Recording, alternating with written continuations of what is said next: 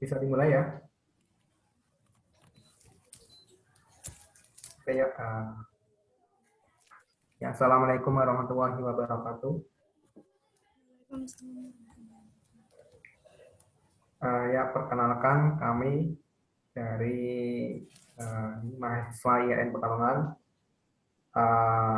Kami bertiga atas nama Hairul Anwar, Novalini Jailani, dan Dea Aulia Damayanti akan mempresentasikan tentang penelitian kami dengan judul Konsep Ekonomi Pertanian Ibnu Khaldun dan Relevansinya di Masa Pandemi COVID-19. Yang kami hormati para bapak dosen, ibu dosen Universitas Radian Intan, Lampung, Universitas Islam Negeri Radian Intan, Lampung, beserta para tokoh, para praktisi, dan para tenaga pengajar dan sebagainya. Izinkan kami untuk presentasi tentang hasil penelitian kami. Next.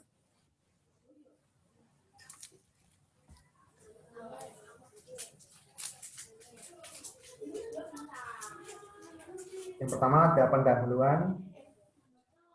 Jadi judul tadi kami ini tentang konsep ekonomi pertanian, perspektif dari Ibnu Khaldun atau Bapak Ekonomi Islam ya, yang kita tahu. Indonesia dikenal sebagai negara agraris dengan sebagian besar penduduknya bekerja pada bidang pertanian.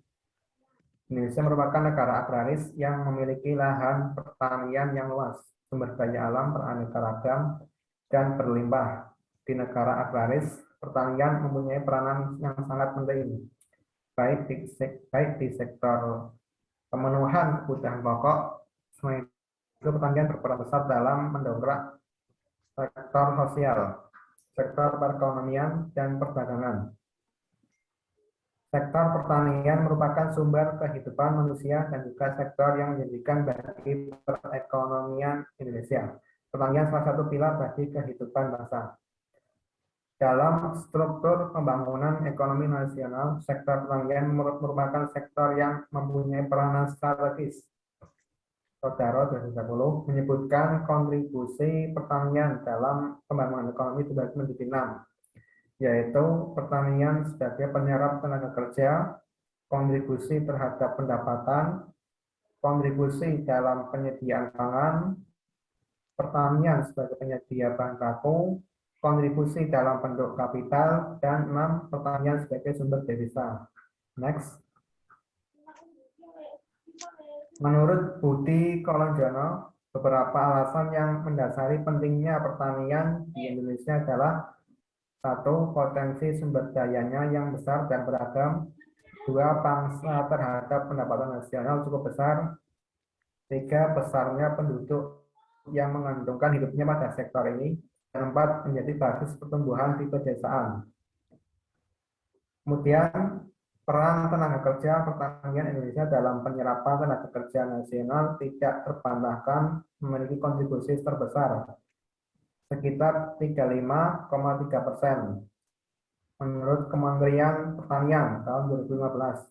Namun sampai saat ini masih terdapat permasalahan serius di bidang ketenagakerjaan pertanian. Permasalahan utama yaitu perubahan struktur demografi yang kurang menguntungkan bagi sektor pertanian, yaitu petani berusia tua atau lebih dari 55 tahun jumlahnya semakin meningkat, sementara tenaga kerja usia muda semakin berkurang. Profil petani secara nasional saat ini berdasarkan kelompok umur sekitar 17,29% atau sebanyak 6,61 juta tenaga kerja pertanian berusia kurang dari 30 tahun. Kemudian sekitar 29,15% atau sebanyak 11,14 juta orang berusia 30 sampai 44 tahun. Lalu sekitar 32,39% atau sebanyak 12,38 juta orang berusia antara 45 sampai 59 tahun dan sekitar 21,7% atau sebanyak 8,09 juta orang berusia di atas 60 tahun. Dari keseluruhan tenaga kerja di sektor pertanian tersebut, sekitar 65,23%-nya berpendidikan setara SD ke bawah. Next. Bisa dibayangkan dengan gambaran kondisi data serupa itu, bagaimana mungkin mengandalkan para pelaku utama usaha tani tersebut untuk mampu menopang beban berat seluruhnya dalam mewujudkan target sasaran pembangunan pertanian, khususnya dalam menjaga ketahanan pangan nasional. Sektor pertanian terancam tidak bisa lagi memberikan sumbangsih besar terhadap pembangunan ekonomi apabila golongan muda saat ini ingin untuk meneruskan jejak para petani sebelumnya. Dan inilah salah satu kelemahan ataupun masalah yang terjadi di sektor pertanian, di mana generasi saat ini enggan untuk melanjutkan tradisi para orang tuanya yang bekerja sebagai petani. Kemudian apabila di masa depan jumlah para petani semakin sedikit, ini bisa dipastikan produktivitas pertanian akan menurun. Ya. Padahal sektor pertanian ini menjadi salah satu sektor paling penting dalam pertumbuhan ekonomi. Bahkan salah satu tokoh ekonomi Islam pada masa lampau, yakni Ibnu Khaldun, sudah memberikan tentang konsep ekonomi pertanian. Next.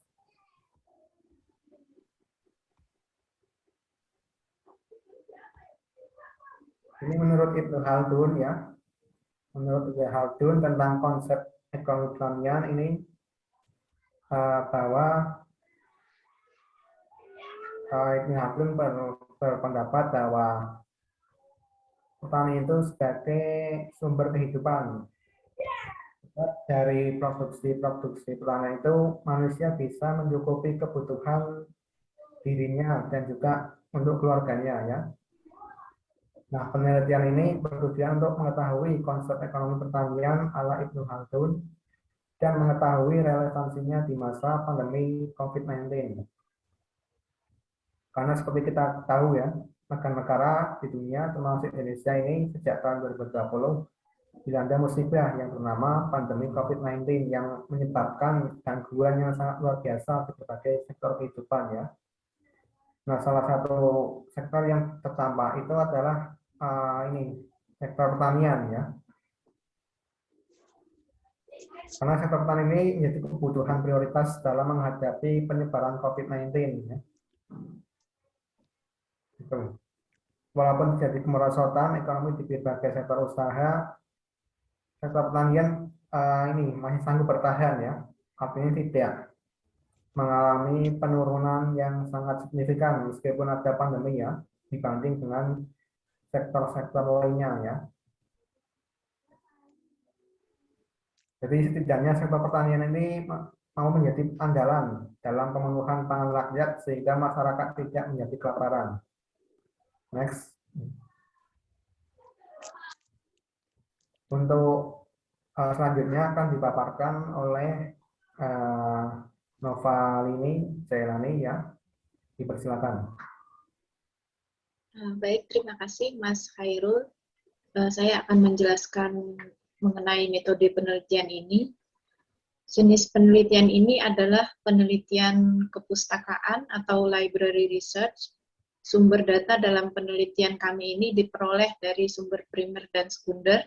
Dalam penelitian ini yang menjadi sumber primer adalah buku, jurnal, artikel, dan berita yang berhubungan dengan permasalahan utama, yaitu mengenai konsep pertanian menurut Ibnu Khaldun di masa pandemi COVID-19. Sedangkan metode yang digunakan dalam penelitian ini adalah metode kualitatif, selain karena penelitian ini berupaya untuk memahami suatu realitas dan makna atau meaning di balik suatu realitas, ada beberapa alasan lain mengapa penelitian ini menggunakan pendekatan kualitatif. Yang pertama, temuan-temuan yang dihasilkan melalui penelitian ini tidak diperoleh dan diselesaikan dengan teknik dan prosedur statistik maupun cara-cara kuantifikasi. Yang kedua, penelitian terhadap konsep pertanian, pemikiran Ibnu Khaldun akan lebih tepat dilakukan dengan pendekatan kualitatif. Ketiga, penelitian ini akan lebih menitikberatkan pada makna atas sesuatu yang non-sensus dari suatu fenomena yang ada. Pendekatan yang digunakan dalam penelitian ini adalah fenomenologi.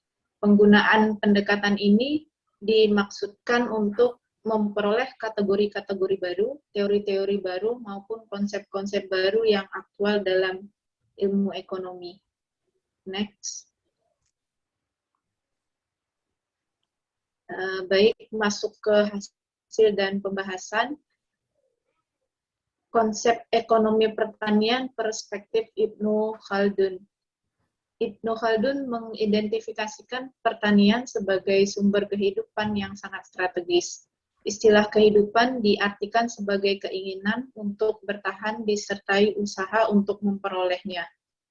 Ketika kehidupan ini diperoleh, yaitu dari hewan ternak melalui produk dengan nilai tambah yang digunakan orang, misalnya susu dari hewan ternak, sutra dari ulat sutra, dan madu dari lebah, ataupun tanaman yang menghasilkan buah-buahan, maka itulah yang disebut dengan pertanian.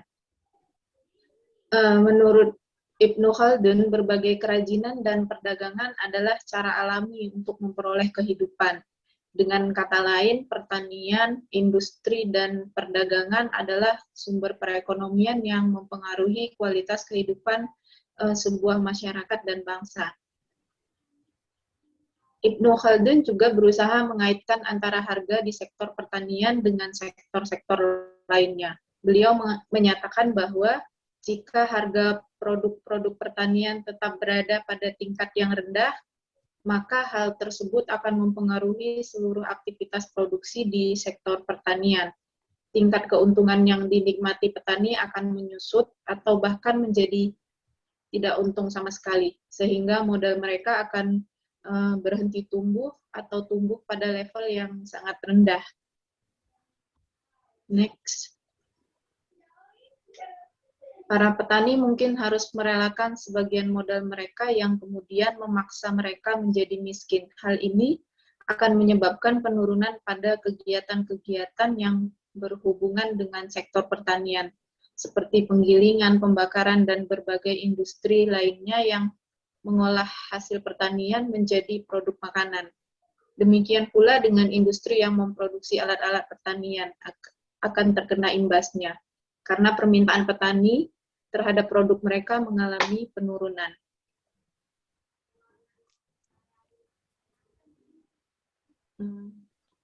Oke, mungkin untuk yang relevansi pemikiran Ibnu Khaldun tentang ekonomi pertanian di masa pandemi COVID-19 bisa dilanjutkan oleh Mbak Dea. Silakan Mbak Dea. Baik, terima kasih atas waktunya. Selanjutnya masuk ke pembahasan yang kedua tentang relevansi pemikiran Ibnu Khaldun tentang ekonomi pertanian di masa pandemi COVID-19. Pemikiran Ibnu Khaldun tentang ekonomi pertanian masih sangat relevan dalam menghadapi masa pandemi COVID-19 di mana konsep ekonomi pertanian yang digagas Ibnu Khaldun berbicara mengenai ketahanan pangan. Pertanian menurut Ibnu Khaldun adalah sumber kehidupan, dan benar pada masa pandemi COVID-19, sektor pertanian secara umum tidak terlalu terdampak pandemi COVID-19. Artinya, kegiatan atau aktivitas di sektor pertanian masih dapat berjalan, meskipun produktivitas mengalami penurunan. Hal ini disebabkan oleh berkurangnya kegiatan masyarakat, sehingga menyebabkan permintaan terhadap bahan pangan juga menurun. Yang kedua, banyak sekali sektor kuliner yang tidak menjalankan bisnisnya, sehingga permintaan terhadap komoditas pertanian justru turun drastis. Penurunan komoditas pertanian tentu berdampak buruk bagi kesejahteraan petani. Ketika produksi pertanian terus berjalan, sedangkan permintaan di pasar turun, akan terjadi oversupply sehingga harga komoditas akan anjlok. Pemikiran Ibnu Khaldun tentang peran negara atau pemerintah dalam melayani masyarakat juga masih sangat relevan di masa pandemi ini. Ibnu Khaldun mengakui bahwa negara memiliki fungsi penting dalam kehidupan sosial, politik, dan juga ekonomi. Peran negara harus ditunjukkan untuk kesejahteraan masyarakat, seperti menetapkan hukum dan menjaga ketertiban sehingga menciptakan situasi kondusif bagi kegiatan ekonomi. Sebagai bagian dari kebijakan stabilitas ekonomi, Ibnu Khaldun berkata, negara harus membangun infrastruktur jalan, pusat perdagangan, dan kegiatan lain yang mendorong produksi dan perdagangan. Campur tangan pemerintah Indonesia dalam menanggulangi permasalahan di masa pandemi ini, khususnya di sektor pertanian, dapat dilihat dari kebijakan-kebijakan yang dibuat. Kebijakan tersebut tentu saja untuk meminimalisir dampak negatif yang bisa timbul akibat adanya wabah virus yang berasal dari Cina. Menurut Rozagi 2020, sebagaimana dikutip oleh Yuliana, beberapa strategi yang dilakukan oleh Menteri Pertanian yaitu yang pertama, memastikan cukupnya bahan pangan terutama beras dan jagung. Yang kedua, meningkatkan komoditi ekspor seperti minyak kelapa, sarang burung walet, kopi, maupun coklat untuk mendukung perekonomian domestik. Yang ketiga, mendukung dan memberikan penyuluhan bagi petani untuk mencegah penyebaran COVID-19. Yang keempat, mengoptimalkan makanan lokal, serta infrastruktur logistik, dan digital marketing. Dan yang kelima, usaha padat karya untuk mengembangkan sektor pertanian termasuk subsidi tunai. Selanjutnya untuk kesimpulan dari hasil penelitian yang kami lakukan, yaitu Ibnu Khaldun mengidentifikasikan pertanian sebagai sumber kehidupan yang sangat strategis, berbagai kerajinan dan perdagangan sebagai cara alami untuk memperoleh kehidupan. Perlunya penambahan value produk pertanian melalui proses diversifikasi produk untuk meningkatkan kesejahteraan para petani itu sendiri. Ibnu Khaldun juga berusaha mengkaitkan antara harga di sektor pertanian dengan sektor-sektor lainnya.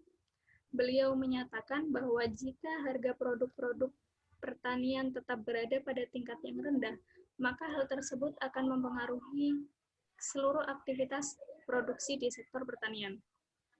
Pemikiran Ibnu Khaldun tentang ekonomi pertanian masih sangat relevan pada masa pandemi COVID-19. Sektor pertanian secara umum tidak terlalu terdampak pandemi. Banyak sekali sektor kuliner yang tidak menjalankan bisnisnya sehingga permintaan terhadap komoditas pertanian justru turun drastis. Pemikiran Ibnu Khaldun tentang peran negara atau pemerintah dalam melayani masyarakat juga masih sangat relevan di masa pandemi ini. Ibnu Khaldun mengakui bahwa negara memiliki fungsi penting dalam kehidupan sosial, politik, dan juga ekonomi.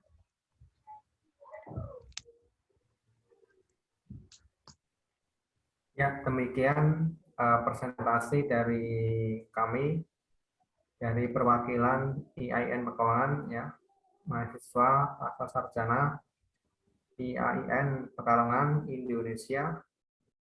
Kami ucapkan terima kasih kepada partisipan. Kami ucapkan juga mohon maaf apabila terdapat kekeliruan atau salah kata dan sebagainya. Kami mohon maaf. Kami akhiri untuk presentasi kali ini. Sekian, wassalamualaikum warahmatullahi wabarakatuh.